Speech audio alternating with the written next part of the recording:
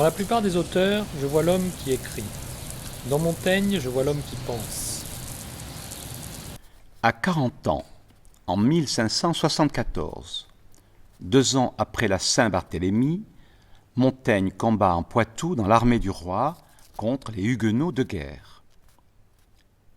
7 ans plus tard, le 26 novembre 1580, le frère du roi Henri III et Henri de Navarre conclut la paix du Flay, ou paix des amoureux, mettant un terme à la 7e guerre de religion. Ce traité est signé au château du Flay, chez le marquis de Trans, parent d'Henri de Navarre et protecteur de Montaigne en Périgord.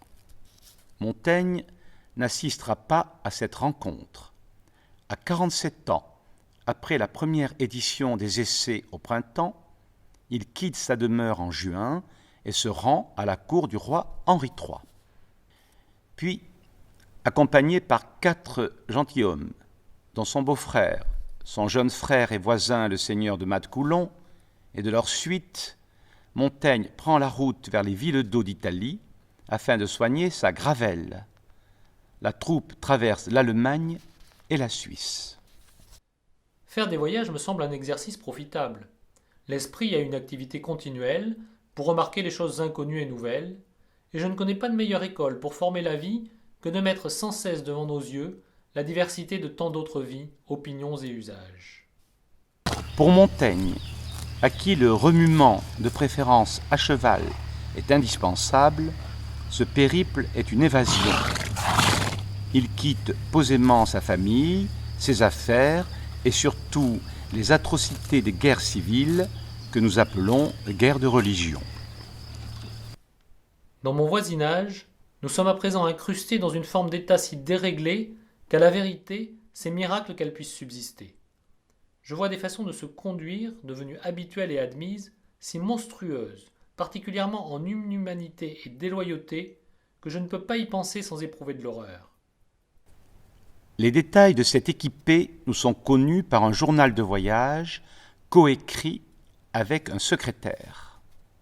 Ce manuscrit, qui n'était pas destiné à la publication, est retrouvé par hasard en 1770, 2 siècles après la mort de Montaigne, dans un coffre de son château et édité 4 ans plus tard.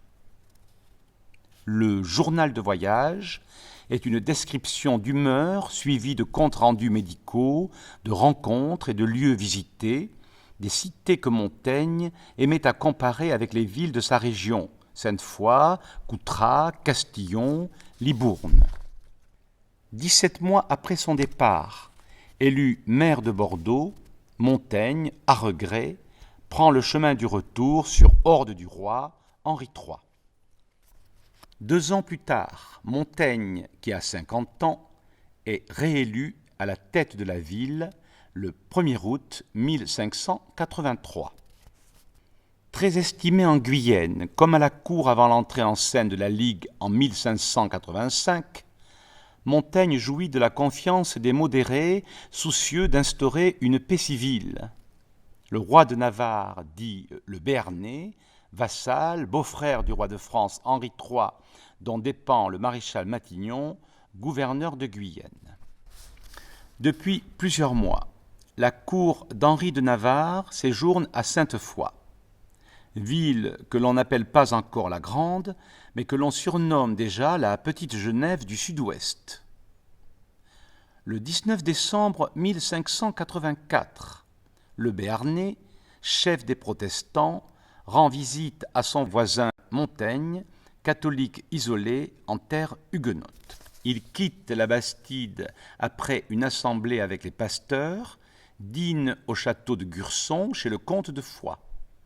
Jadis, le philosophe avait dédié à son épouse le chapitre 26 du tome 1 des Essais de l'institution des enfants. Le soir, Henri de Navarre dort dans le lit de Montaigne. Une quarantaine de gentilshommes, avec leur suite, s'invitent au château. Plus d'une centaine de bouches à nourrir. On y chasse le cerf, on boit le vin du domaine, on mange en toute amitié, Henri de Navarre refusant même que l'on goûte à son plat. Mais l'année suivante, les effets conjugués de la peste et des conflits religieux, toujours plus violents, laissent le Périgord exsangue. Montaigne erre sur les chemins avec sa famille.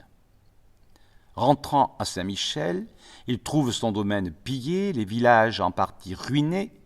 Sa demeure, tel un sanctuaire, est restée intacte. Montaigne se remet à écrire. En 1588, il publie le tome 3 des Essais à Paris, puis accompagne le roi à Chartres et à Rouen, après le soulèvement de Paris en 1588. De retour dans la capitale, il est embastillé, puis libéré le jour même sur intervention de la reine-mère Catherine de Médicis et du duc de Guise, chef de la Ligue. À la mort d'Henri III, le Béarnais, successeur légitime, devient roi de France sous le nom d'Henri IV. Montaigne, âgé de 56 ans, est rentré dans son château du Périgord, début 89, qu'il ne quittera plus. Il décline l'invitation de devenir conseiller du roi. Des 4 années qui lui restent à vivre, Montaigne les emploie à peaufiner son livre et à philosopher, sans doute comme Cicéron, pour mieux apprendre à mourir. Mais la guerre est toujours là, aux alentours de sa demeure, exposée au passage des soldats.